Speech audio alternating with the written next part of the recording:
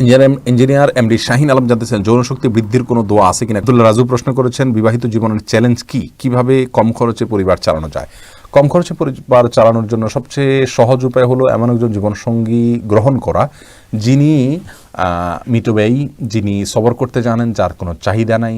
এটা তার লাইফস্টাইল থেকে, এটা তার মন মানসিকতা থেকে বোঝা যাবে কিছুটা হলেও। এটা হলো সবচেয়ে বড় উপায়, তার পক্ষ থেকে সাপোর্টটা হলো সবচেয়ে বড় সাপোর্ট। আর এর বাইরে নিজের মধ্যেও চাহিদা কমাইতে হবে এবং এমন শুধুমাত্র স্ত্রী বা স্বামী নয়, এমন পরিবারে যেতে হবে যাদের মধ্যে দিনের বুঝটা অনেক বেশি আছে, যারা দিনের রিয়াল বুঝটা তাদের মধ্যে আছে এবং তারা দুনিয়াবি চাহিদা তাদের ভিতরে খুব একটা নাই। এটা আপনি যত বেশি নিশ্চিত করতে পারবেন তত ইনশাল্লাহ এই বিষয়টা আপনার জন্য নিশ্চিত হবে, আপনি ভালো জীবনসঙ্গী পাবেন। স্বপ্নদোষ বেশি হলে করণীয় কি? স্বপ্নদোষ যদি বেশি হয় তাহলে এটা দোষের কিছু না, কিন্তু আপনি চিকিৎসক ডাক্তার দেখাবেন, শারীরিক দুর্বলতার কারণে অনেক সময় বেশি হয়। আর বিবাহিত জীবনের চ্যালেঞ্জ, এটা তো একটা খরচের বিষয়টা আছে, ভ্যারি করে এক একজনের জন্য এক রকমের চ্যালেঞ্জ হয়। তো খরচের বিষয়টা অনেকের জন্য চ্যালেঞ্জ আছে। সবচেয়ে বড় সমস্যা হয় হলো বোঝাপড়ার সমস্যা। আর এই জন্যই দিনকে বুঝে এরকম একজন মানুষ দরকার, আর আপনার নিজে সবরের মানসিকতা 100% থাকতে হবে। তাহলে আপনি দেখবেন যে চ্যালেঞ্জগুলো সবগুলো আপনি ওভারকাম করতে পারছেন। সোহান নামের অর্থ কি? আমি জানি না, এটা বোধহয় আরবি নাম নয়।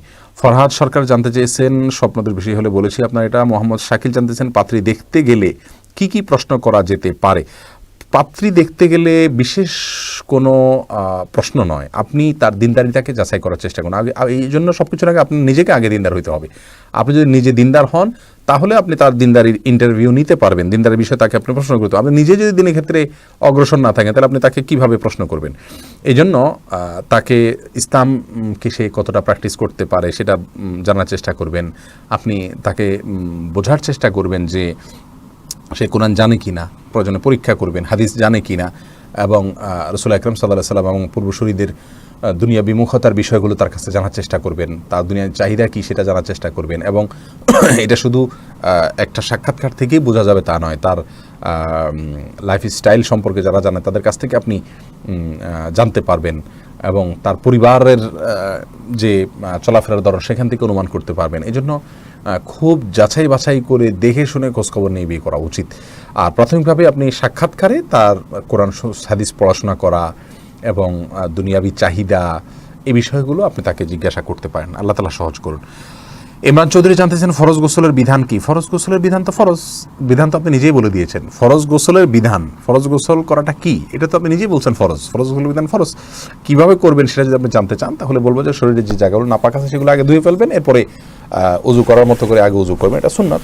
আর যদি নাও করেন অসুবিধা নেই, পুরো শরীরে একবারে মাথাতে পা পর্যন্ত সমস্ত জায়গায় পানি পৌঁছায় দিবেন বাহ্যিক অঙ্গগুলোতে, বাস এতে আপনার গোসল ফরজ আদায় হয়ে যাবে। কুলি করবেন, গড়গড়া করবেন, নাকে পানি দিবেন। এমডি মামুন জানতে চেয়েছেন কেবলার দিকে পা দিয়ে শোয়া যাবে কিনা। অনুচিত, এটা আমাদের সমাজে কারোর দিকে পা দেওয়াটাকে অভদ্রতা বলা হয়, মনে করা হয়। এটা ভদ্রতা এটা সমাজের উপর নির্ভর করে, সামাজিক কালচারের উপর নির্ভর করে। আরবিয়ানদের ওখানে পা বাপের দিকে ছেলে দিয়ে থাকে, ছেলের দিকে বাপ দিয়ে থাকে, এটাকে ওরা দোষে মনে করে না, ওদের জন্য এটা দোষণীয় নয়। কিন্তু আমাদের সমাজে এটা দোষণীয়, যার কারণে এটা না করতে পারলে ভালো হয়। কিন্তু কোনো দেশে কোথাও সরাসরি নিষেধ নাই, কেউ যদি কেবলার দিকে পা দিয়ে শোয় কোনো গুনাহ হবে এটা কেউ বলতে পারবে না, কারণ কোথাও নিষেধ নাই, এটা আদবের ব্যাপার। কোন হাদিসে না ভাই আমার জানা মতে কোনো দোয়া নাই, ডাক্তারের শরণাপন্ন হতে পারেন। জাহাঙ্গীর আলম খান জানতে চেয়েছেন তালাকপ্রাপ্ত নারীর সঙ্গে কথা বলা জায়েজ আছে কিনা। তালাকপ্রাপ্ত নারীর সাথে প্রয়োজনীয় কথা আপনি বলতে পারেন, কিন্তু আল্লাহ মাফ করুক কম প্রয়োজনীয় কথাও যদি আপনি বলেন তাহলে সেক্ষেত্রে আস্তে আস্তে শয়তান আপনাকে বাজে দিকে নিতে পারে। আল্লাহ বলেছেন লা তাগাবুজু নাজেনার কাছেও যেও না, সেজন্য বিনা প্রয়োজনে বা কম প্রয়োজনে তার সাথে কথা বলবেন না। মুর্তজা শাহরিয়ার জানতে চেয়েছেন কাফিরদের দেশে কি মাইগ্রেশন করা যাবে বা শিক্ষা অর্জনের জন্য যাওয়া যাবে। বেসিক বিধান তো যাওয়া যাবে না, হাদিসে নিষেধ আছে, এবং সেখানে গেলে সবচেয়ে বড় সমস্যা হলো আপনি তাদের দ্বারা প্রভাবিত হবেন। এটা বাস্তবতা, ম্যাক্সিমাম মানুষ প্রভাবিত হয়, আল্লাহ কিছু মানুষ বান্দাকে আল্লাহ তাআলা হেফাজতে রাখেন। আর যদি অমুসলিম দেশে মুসলিম সোসাইটি গড়ে ওঠে তাহলে সেখানে আপনি থাকতে পারেন, যেতে পারেন। আমি ব্যক্তিগতভাবে এটাকে জায়েজ মনে করি।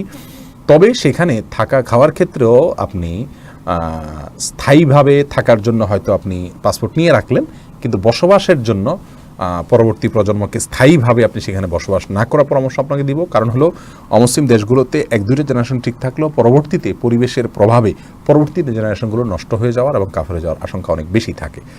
তো অনেক মুসলিম দেশ আছে যেগুলোতে পুরো এলাকা জুড়ে মুসলিমদের সোসাইটি গড়ে উঠেছে, সেখানে থাকা যেতে পারে। তারপরেও মুসলিম প্রধান দেশে বসবাস করাই হলো পরবর্তী প্রজন্মের ঈমানকে রক্ষার জন্য অধিকতর নিরাপদ। এমডি বিপুল রায়হান জানতে চেয়েছেন, নামাজের সময় বিভিন্ন রকম চিন্তা মাথায় আসে, কি করব? চিন্তা করবেন না, আল্লাহ তাআলা আপনার জন্য সহজ করুক। অনেকগুলো আমল আছে এই জন্য। সালাতে মনোযোগ রক্ষা করার 33টি আমল, 31টি উপায়, 31 বা 33 আমি ভুলে গেছি। এরকম একটা আর্টিকেল আমাদের আছে, আপনি গুগলে সার্চ দিলে এখনও পেতে পারেন। সোহেল রানা, বিয়ে কি সুন্নাহ নাকি ফরজ? ভাই সোহেল রানা, ফরজও না সুন্নাহ না, সাধারণ অবস্থাতে বিয়ে সুন্নাহ। এটা ভ্যারি করে, ফরজ না সুন্নাহ না, এই জন্য বললাম যে সর্বাবস্থা সুন্নাহ না, সর্বাবস্থা ফরজ না, সাধারণ অবস্থা সুন্নাহ। সাধারণ অবস্থা কোনটা? যে আমি বিয়ে করতে পারি, আর্থিক সঙ্গতি আছে, শারীরিক সঙ্গতি আছে, আর না করলেও অসুবিধা নাই, আমি কোনো গুনাহে লিপ্ত হওয়ার ভয় নাই, এরকম লেভেল পরিস্থিতিতে আপনার জন্য বিয়ে করা সুন্নাহ। কারণ নবী সাল্লাল্লাহু আলাইহি ওয়াসাল্লাম বলেছেন, আন-নিকাহু মিন সুন্নতি, বিবাহ আমার সুন্নাহর অন্তর্ভুক্ত। আর যে ব্যক্তি বিয়ে করার সঙ্গতি আছে কিন্তু বিয়ে না করলে তিনি গুনাহে লিপ্ত হয়ে যাবেন, তার জন্য বিয়ে করা জরুরি। আর যে ব্যক্তি বিবাহ করার শারীরিক সঙ্গতি নাই অথবা আর্থিক সঙ্গতি নাই, এই ব্যক্তির জন্য বিয়ে না করাই উচিত, কারণ সে বিয়ে করলে হক নষ্ট করবেন। এই জন্য ভ্যারি করে বলেছি বিয়ের বিধানটি। পাপিয়া আজাদ লোপা জানতেছেন, মেয়েদের নামাজের নিয়মে পার্থক্য কোথায়? পুরুষদের সাথে বেসিক পার্থক্য আসলে নাই, পদ্ধতিগত পার্থক্য, মেয়েরা কিছুটা জড়সড় হয়ে থাকবেন, এর বাইরে অন্য পার্থক্য নিয়ে ওলামাদের ভিতরে মত পার্থক্য আছে। তবে এই পার্থক্যগুলো যদি আপনি রক্ষা করেন অথবা না করেন, পৃথিবীর কোনো আলেমের মতো আপনার নামাজ হবে না, বিষয়টা সেরকম না। এটা নিয়ে আমরা অনেক বেশি পেরেশানি থাকা উচিত না।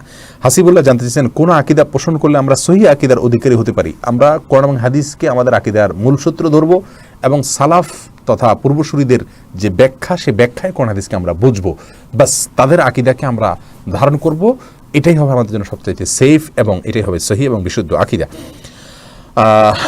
মুহাইমিনুল ইসলাম জানতেছেন, চাকরি পাওয়ার জন্য কোনো আমল বা দোয়া আছে কিনা? চাকরি পাওয়ার জন্য বিশেষ কোনো আদালত, তবে রিজিক বৃদ্ধির জন্য দোয়া আছে, আত্মীয়স্বজনের সাথে সুসম্পর্ক রক্ষা করা এবং 5 ওয়াক্ত সালাতের পরপর মসজিদ থেকে বের হয়ে কাজে বের হয়ে চলে যাওয়া, আল্লাহর কাছে বিশেষভাবে দোয়া করা, প্রার্থনা করা, এবং আরও অনেকগুলো উপায় আছে। আমাদের একটা ভিডিও আছে, দেখে নেবেন ইনশাআল্লাহ।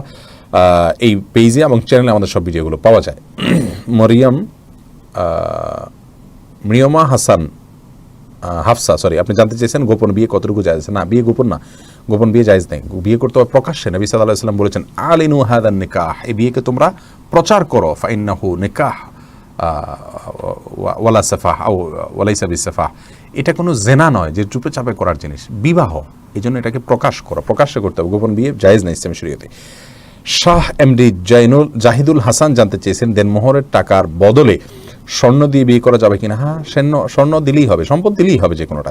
নুসরাত জাহান মিমি জানতেছেন, আমার ভাই বাবা মার জোর করাতে করোনার কারণে বাসায় 2 সপ্তাহ নামাজ পড়ছে, এতে কি গুনাহ হবে? না, গুনাহ হবে না, বরং করোনার কারণে বাসায় নামাজ পড়লে আল্লাহ তাআলা জামাতের সওয়াব দিবেন ইনশাআল্লাহ। নিজম সন্তান জানতে চেয়েছেন, দেনমোহর নিয়ে কিছু বলেন। দেনমোহর আদায় করা ফরজ, আবশ্যক, যারা আদায় করছেন না তারা অপরাধী থাকছেন। দেনমোহর ঠিক করবেন ছেলে, এবং মেয়ের যে সামাজিক অবস্থান আছে, এই মেয়ের এই সমাজে যেরকম মর্যাদায় বা যেরকম মহারণা ধার্য করা হয়, সেই মাপের মহারণা ধার্য করার দাবি মেয়েরা করতেই পারে, কিন্তু বিয়েতে যত মহারণা কত কম হয় তত বেশি বরকতপূর্ণ হয়। এই জন্য মেয়েদের পক্ষ থেকেও ছাড় দেওয়া উচিত, আর ছেলেরাও যেটা ধার্য করবে এটা দেওয়ার মানুষকে থাকা উচিত। লাতিফা হক জানতে চেয়েছেন, কিছু ফজিলতপূর্ণ সূরার বই আছে, এগুলো ওযু ছাড়া ধরা যাবে কিনা? যদি শুধু সূরা থাকে, অন্য কিছু না থাকে, তাহলে ওযু ছাড়া ধরা যাবে না, আর যদি অন্য কিছুর সাথে থাকে তাহলে ধরতে পারবেন। আল আমিন জানতে চেয়েছেন, ধূমপান করে কি নামাজ আদায় করলে তা কবুল হবে? কবুল হয়তো আল্লাহ তাআলা করতে পারেন, কিন্তু এটা গুনাহ হবে, এই জন্য এমনটি করা উচিত না। এটা লবণ ছাড়া তরকারির মতো, খাইলে ক্ষুধা মিটবে।